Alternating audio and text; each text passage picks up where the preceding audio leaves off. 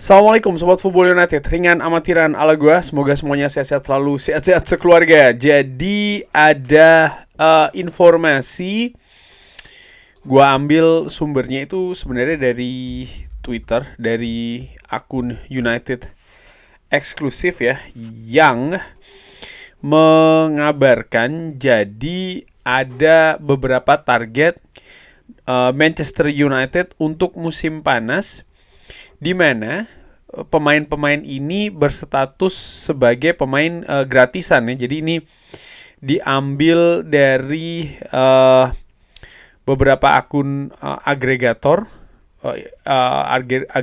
news ataupun informasi. Tapi menurut gue cukup menarik nih untuk dibahas kali ini. Jadi kalau Manchester United ini, karena dengan situasi keuangan ya dan juga finansial ini, harus mendatangkan pemain di beberapa posisi. Ada beberapa di musim panas ya, ini terkait dengan situasi finansial. Sekali lagi, ada beberapa target yang bisa dikejar dan bisa diusahakan untuk datang. Dan ini juga sekaligus pemain yang berposisi di posisi-posisi yang memang Manchester United ini butuh untuk melakukan penguatan. Jadi ada 5 nama yang akan gue bahas secara ringan amatiran. Gue akan bahas satu-satu. Dimulai dulu dari Jonathan David. Jonathan David ini dikabarkan ya termasuk pemain yang bisa jadi akan didatangkan karena statusnya gratisan. Dan sampai dengan saat ini bomber dari tim nasional Kanada yang saat ini memperkuat Ligue 1 Lille, belum ada kabar yang mengaitkan dia ini dengan klub tertentu atau sudah memiliki kesepakatan dengan klub tertentu. Yang dipastikan bahwa tidak diperpanjang kontraknya oleh Lille. Pemain yang berusia 25 tahun ini bisa bermain sebagai posisi gelandang serang ataupun juga sebagai penyerang ataupun striker. Nah, penampilan bersama dengan Lille di beberapa musim menurut gue bagus, cukup oke. Gol juga menurut gue ya, dia menciptakan double digit gol, masih berusia 25 tahun. Valuasi ada di angka 45 juta euro, tapi ya musim panas pastinya akan gratisan ya. Gaya permainannya, dia cepat, dia juga cerdik terutama di kotak penalti. Pertanyaan besarnya adalah apakah dia siap nih untuk ke panggung yang lebih tinggi, karena dari Ligue A bersama dengan Lille ya, walaupun pencapaiannya luar biasa seperti gue katakan tadi, ke Premier League bersama dengan Manchester United. Di situ adalah tantangannya. Nah, karena dia datang secara gratisan, gue juga melihat berapa nih gaji dari Jonathan David kali ini bersama dengan Lille ya. Ternyata gaji per pekannya ini ada di angka 37.500 per pekan. Jadi ini merupakan angka yang ya menurut gue jika dibandingkan dengan pemain lain di Manchester United ini cukup rendah. Sehingga menurut gue kalau memang Manchester United mengidentifikasi Jonathan David ini sesuai, cocok dengan sistem yang ingin dibangun, ya bisa ditawarkan dengan jumlah gaji per pekan yang mungkin bisa jadi 2 kali lipat, katakanlah seperti itu ya, dari apa yang didapatkan di Lille. Nah, gua nggak tahu nih apakah ini sesuatu yang akan bagus atau seperti apa, karena pertanyaannya selalu kalau memang Jonathan David ini bagus, kenapa belum ada klub yang menjalin atau meraih kesepakatan dengan Jonathan David bahkan di bursa transfer musim dingin ini. Kemarin maksudnya yang baru ditutup ya. Padahal dari bursa transfer musim panas jelas segala langkah yang dilakukan oleh Lille ini gagal. Dan ada beberapa klub yang dikaitkan dengan Jonathan David. Sampai dengan informasi ini gue berikan ke Sobat Football United, ya belum ada yang nyangkut dalam tanda kutip ya. Tapi menurut gue menarik bagaimana dia juga masuk ke pemain yang bisa jadi akan dipertimbangkan oleh Manchester United. Sisi usia juga menarik ya. Ini masuk di kategori pemain yang didatangkan oleh Manchester United biasanya karena dia berusia 25 tahun. Oke, pemain lainnya yang dikaitkan dengan Manchester United ini juga masih dari Lille, yaitu adalah Angel Gomez ya, pemain 24 tahun. Angel Gomez sendiri ini sudah pernah atau memang berasal juga dari tim muda Manchester United. Sempat ditransfer secara free ke Lille, lalu sempat dipinjamkan di 2020 ya, sampai dengan 2021 di klub Portugal Boa Vista. Angel Gomez sendiri ini bisa bermain di 3 posisi di tengah, sebagai gelandang tengah, gelandang bertahan, dan juga sebagai gelandang serang. Menarik bahwa dia adalah produk dari tim muda, tim akademi Manchester United. Valuasi saat ini ada di angka 25 juta euro. Kalau gua cek berapa gaji dari Angel Gomez di Lille per pekannya, sangat rendah sekali ya. Maksudnya jika dibanding dengan pemain lain di Manchester United, karena per pekan di Lille dia menerima 13.654 euro per pekannya. Jadi ini jika dibandingkan dengan angka-angka lain di Manchester United nih sangat rendah. Angel Gomez saat ini berusia 24 tahun tadi, pemain yang menurut gua memiliki kualitas bagus. Tapi yang menjadi kekhawatiran dari gua secara dengan amatiran adalah fisik ya dari Angel Gomez ini, yang dia 166 cm, 1,6 meter. Ini apa ya, kalau melihat bagaimana sistem permainan dari Ruben Amorim, utamanya gelandang tengah, ini adalah gelandang-gelandang petarung, gelandang-gelandang yang diharapkan juga memenangkan duel-duel, bukan hanya possession ya. Angel Gomez mungkin akan kesulitan di sana. Bagaimana jika didorong ke depan sebagai gelandang serang? Gue juga melihat mungkin ada potensi yang dari sisi fisikal yang bisa menjadi penghalang bagi penampilan Angel Gomez. Pemain seperti Amat, ya dia memiliki atribut lain walaupun badannya tidak besar, tapi dia menurut gue pandai dalam mencari momentum untuk mencuri bola. Dia memiliki kecepatan, dia juga memiliki pergerakan yang sangat aktif dari depan ke belakang, transisi juga bagus, ketajaman juga sedang bagus menurut gue. Tapi untuk Angel Gomez ini menjadi pertanyaan sih buat gue. Jadi kalau gue secara dengan amatiran, kalau seandainya ada pilihan lain, gue lebih memilih untuk melihat posisi atau nama lain ya.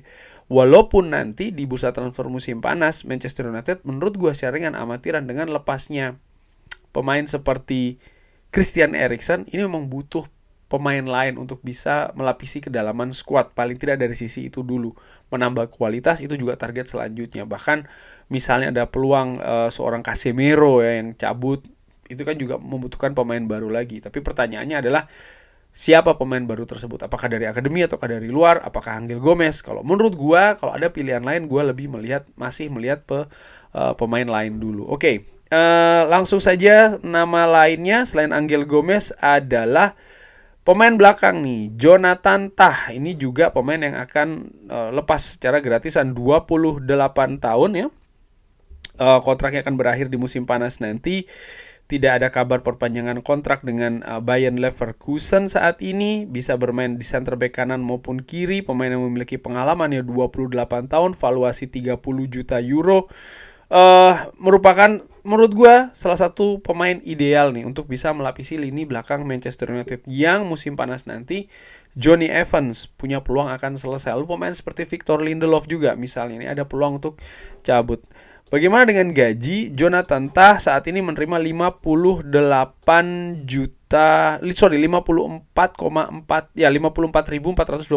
euro per pekan gaji dari Jonathan Tah. Tapi apakah dia sekali lagi ya cocok untuk didatangkan? Pemain ini pemain senior, 28 tahun, tentu saja ketika didatangkan ingin mendapatkan menit bermain yang tinggi. Dan kalau melihat situasi lini belakang Manchester United, misalnya baru saja mendatangkan pemain muda ya kan, Eden Heaven, lalu ada Lisandro Martinez yang ya situasi fisiknya musim ini akan berakhir, tapi bagaimana dengan musim depan masih tanda tanya. Ada Harry Maguire yang opsi perpanjangan kontraknya akan diperpanjang ya, akan dipilih. Ada Matthijs de Ligt, ada Nocer Mazraoui juga bisa di sana, dan ada Leny Yoro juga tentu saja. Jadi kalau gue lihat nampaknya konsentrasi Manchester United di musim panas nanti tidak pada center back. Gue melihat seperti itu, walaupun misalnya Johnny Evans dan juga Victor Lindelof ada kemungkinan besar banget cabut di musim panas. Nah, tapi dengan didatangkannya Eden Heaven misalnya, lalu juga Nocer Mazraoui yang ternyata posisinya juga bisa dimodifikasi sebagai center back, gue melihat kok ya kebutuhan ada di posisi lain.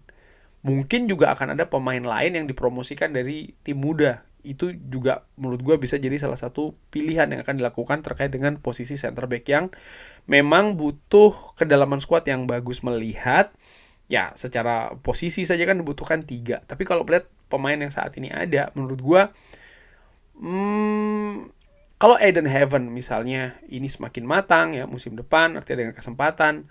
Lalu juga seperti gue katakan ya Nocer Mazraoui yang bisa dimodifikasi sebagai center back dan bisa bermain bagus juga di sana. Lalu ada Leny Yoro, pemain yang tentu saja ingin dikembangkan dengan memberikan menit bermain yang cukup banyak. Matthijs de Ligt, pemain senior. Harry Maguire pun juga demikian. Menurut gue sih kayaknya tidak ya untuk mendatangkan Jonathan Tah. Oke. Nama lainnya yaitu adalah, ini sudah pernah dibahas juga tapi akan gue sebutkan lagi karena diinformasikan juga, yaitu adalah Leroy Sané, 29 tahun, kontraknya tidak diperpanjang oleh Bayern Munchen. Saat ini bisa berposisi terkuatnya dari penyerang sayap kanan ya, bisa bermain di tengah, gelandang serang dan juga di kiri. Valuasi masih cukup tinggi nih, ada di angka 45 juta. Gaji dari Leroy Sané 384.615 per pekan. Langsung aja nih kayaknya susah ya karena gaji saja tinggi banget nih, 300.000 euro, lebih dari 300.000 euro per pekan. Dan nampaknya melihat dari kebijakan Ineos, gaji tinggi seperti ini enggak sih menurut gua, kecuali memang pemain yang diharapkan memberikan kontribusi yang tinggi banget, artinya dari menit bermain ya, lalu juga misalnya gol, assist dan lain-lain. Tapi kalau melihat dari situasi posisi Leroy Sané yang lebih kuat di sisi penyerangan sebelah kanan di mana situ ada Amat, gua pikir tidak sih untuk mendatangkan ini. Jadi ini ada kombinasi dari sisi teknis dan juga dari sisi finansial yang nampaknya memberatkan ya untuk Leroy Sané. Dan pemain terakhir yang disinggung juga yang dibahas di informasi tersebut adalah Dominic Calvert-Lewin, 27 tahun, 22 juta euro valuasinya di situ. Saat ini tentu saja membela Everton, belum ada persetujuan perpanjangan kontrak ya, kemungkinan akan lepas musim panas nanti. Ya, pemain yang menurut gua sangat berpengalaman di Liga Inggris, sempat tajam bersama dengan Everton.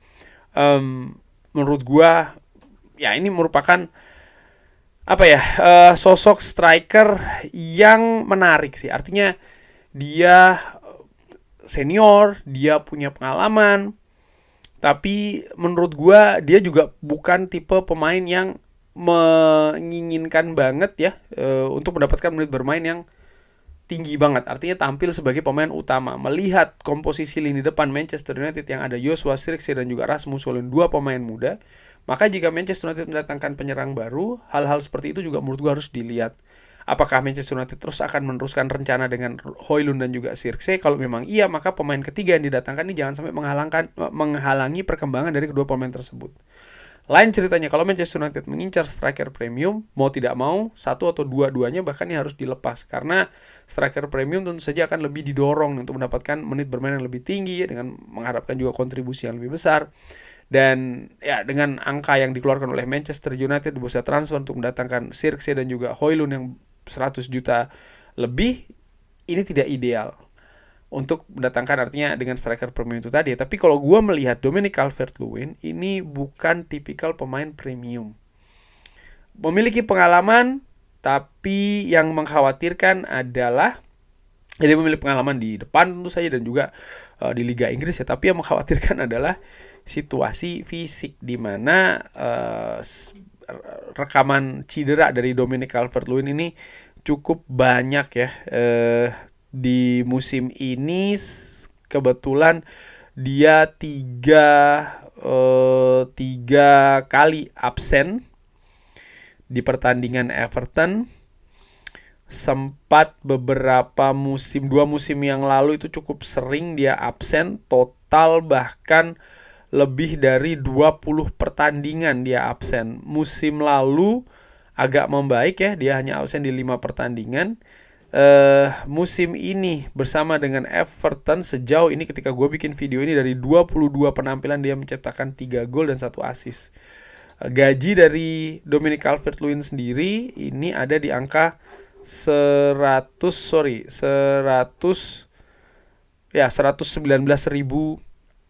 euro per pekan. Kalau di Manchester United, kalau seandainya dia datang ya menurut gue gajinya tidak bisa lebih dari ini sih, ya sekitar 100.000 euro, karena proyeksinya bukan sebagai striker utama tapi lebih sebagai striker pelapis. Bagaimana situasinya Dominic Calvert-Lewin? Ya balik lagi, menurut gue kalau rencananya mendatangkan striker premium, ya dia bukan profil seperti itu. Tapi ketika Dominic Calvert-Lewin didatangkan, Manchester United menurut gue bisa tetap mengkeep ya, atau menahan Højlund dan juga Zirkzee. Tapi kalau rencananya mendatangkan striker yang premium, ya Dominic Calvert-Lewin jelas bukan striker premium, dan ada konsekuensinya, itu adalah harus melepas salah satu atau bahkan keduanya, yaitu adalah Zirkzee dan juga Rasmus Højlund. Dari 5 nama tadi, menurut gue yang enggak ya, langsung aja tuh ada Jonathan Tah dan juga Leroy Sané. Lalu mungkin itu ada Angel Gomez. Dan bisa dipertimbangkan menurut gue ada pada Jonathan David dan juga Dominic Calvert-Lewin. Bagaimana menurut Sobat Football United? Ada pendapat lain? Seperti biasa silahkan drop di kolom komen. Terima kasih sudah menyaksikan. Jangan lupa like, sholat, dan juga subscribe. Wassalamualaikum warahmatullahi wabarakatuh. Thank you.